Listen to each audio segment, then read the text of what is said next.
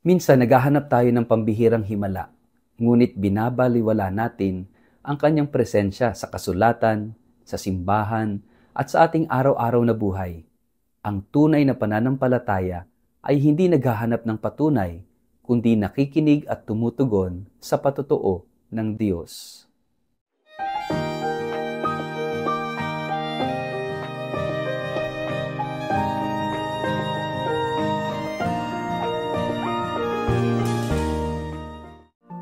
Ang mabuting balita ng Panginoon ayon kay San Juan.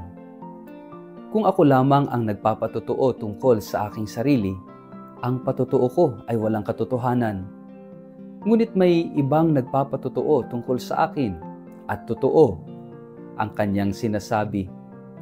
Nagpadala kayo ng mga sugo kay Juan at nagpatotoo siya tungkol sa katotohanan. Hindi sa kailangan ko ang patotoo ng tao. Sinasabi ko lamang ito para maligtas kayo. Si Juan ay parang maningas na ilaw na nagliliwanag noon at kayo'y sandaling nasiyahan sa kanyang liwanag. Ngunit may patotoo tungkol sa akin na higit pa sa patotoo ni Juan. Ang mga gawang ipinapagawa sa akin ng Ama na siya ko namang ginaganap, ang nagpapatotoo na ako'y isinugo ng Ama.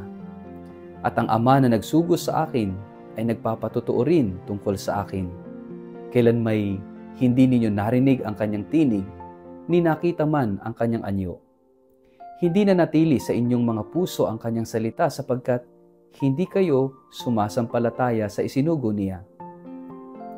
Sinasaliksik ninyo ang mga kasulatan sa pag-aakalang doon ninyo matatagpuan ang buhay na walang hanggan. Ang mga kasulatang iyan ang nagpapatotoo tungkol sa akin. Ngunit ayaw naman ninyong lumapit sa akin upang kayo'y magkaroon ng buhay. Hindi ako naghahangad ng parangal ng tao. Subalit kilala ko kayo. Alam kong wala kayong pag-ibig sa Diyos. Naparito ako sa pangalan ng aking Ama, subalit ayaw ninyo akong tanggapin. Kung may ibang pumarito sa kanyang sariling pangalan, siya'y inyong tatanggapin. Paano kayo maniniwala sa akin kung hinahangad ninyo ang papuri ng isa't isa at hindi ang papuri na nanggagaling sa iisang Diyos? Huwag ninyong isipin na ako ang magsasakdal laban sa inyo sa harapan ng Ama. Si Moises na inaasahan ninyo ang siyang maghaharap ng paratang laban sa inyo. Kung talagang naniniwala kayo kay Moises, maniniwala din kayo sa akin, sapagkat sumulat siya tungkol sa akin. Ngunit kung hindi kayo naniwala sa mga isinulat niya, paano kayo maniniwala sa mga sinasabi ko? Ang mabuting balita ng Panginoon. Word of the day, hear what God has to say. Mapagpalang araw po sa inyong lahat. Kumusta po kayo? Ang ating pong word of the day ay witness, pagpapatotoo. Narinig po natin sa ating gospel ngayon ayon kay San Juan, yung patotoo ni Juan Bautista tungkol kay Jesus. At alam naman natin na si Juan ay nagpahayag tungkol kay Jesus. Siya yung precursor, siya yung naghanda ng daraanan ni Jesus. At kung ating matatandaan, yung unang sigaw ni Juan ay paghingi ng kapatawaran, pagbabagong buhay, repent. For the kingdom of God is at hand. Nandito na at si Jesus, yung kaharian ng Diyos, si Jesus, yung kaganapan ng ating hinihintay. At si Jesus mismo ang nagpahayag din ng kanyang sarili. Ito rin yung kanyang paanyaya sa mga tao nang siya'y magsimulang mangaral.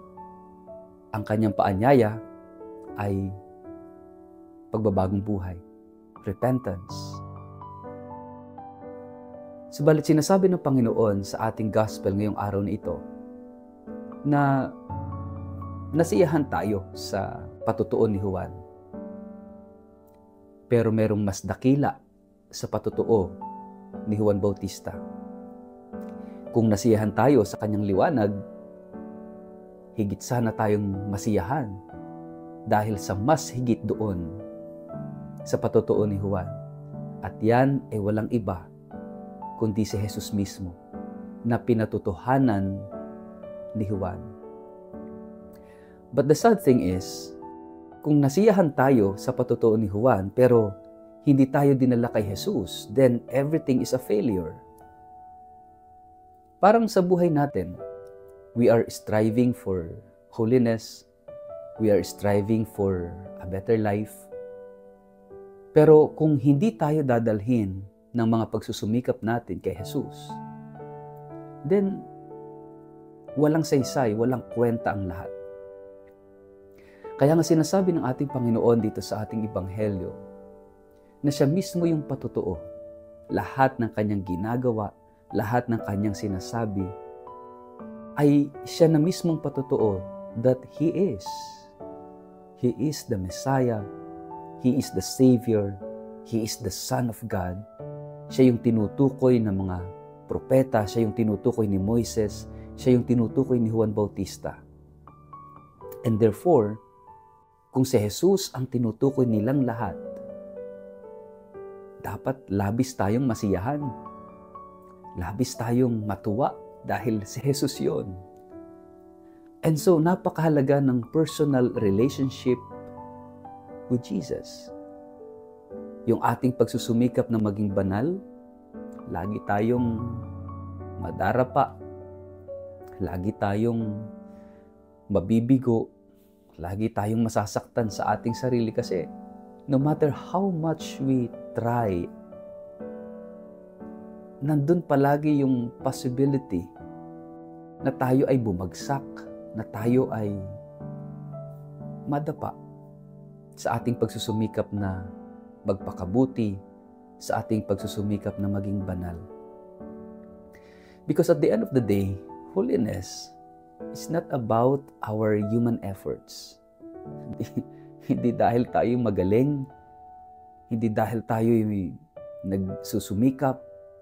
No.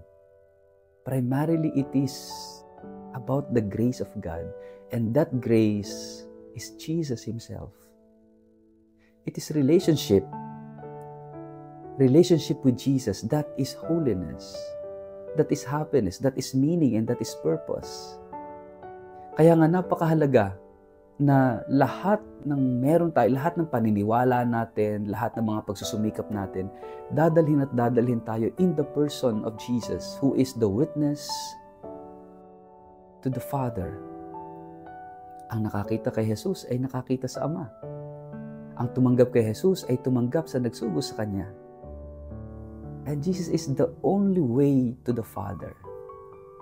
Meron daw isang seminarista na ang pagtingin niya sa kabanalan ay para ka naglalaro ng snake and ladder. Yung bang aangat ka ng ilang hagdan, tapos pag nagkamali ka, babagsak ka. No?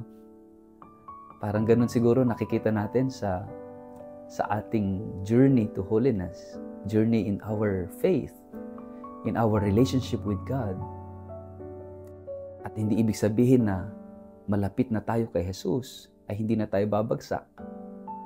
There is always that possibility na bumagsak pa rin tayo kahit gaano tayo kalapit sa Diyos. To remind us that it is not about us. It is all about Jesus. It is all about our relationship with Him. Kaya nga, napakaganda ng dasal ni Santo Padre Pio, "Stay with me, Lord. Kasi kapag wala ka, babagsak ako. Stay with me, Lord, kasi kapag wala ka, maliligaw ako, mawawala ako. Kung hindi dahil sa pananatili ni Jesus, hindi tayo makakausad sa buhay. Jesus is always there and always faithful to us. Kahit na sa mga pagkakataon na tayo mismo yung hindi nagiging tapat sa Kanya.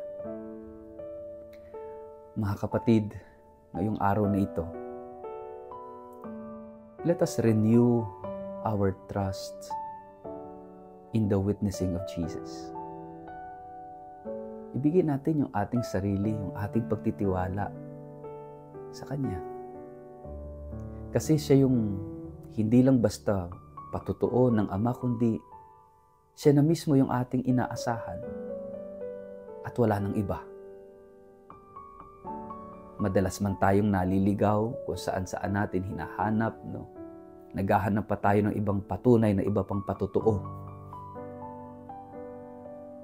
Higit pa sa sapat ang ginawa ni Jesus sa atin.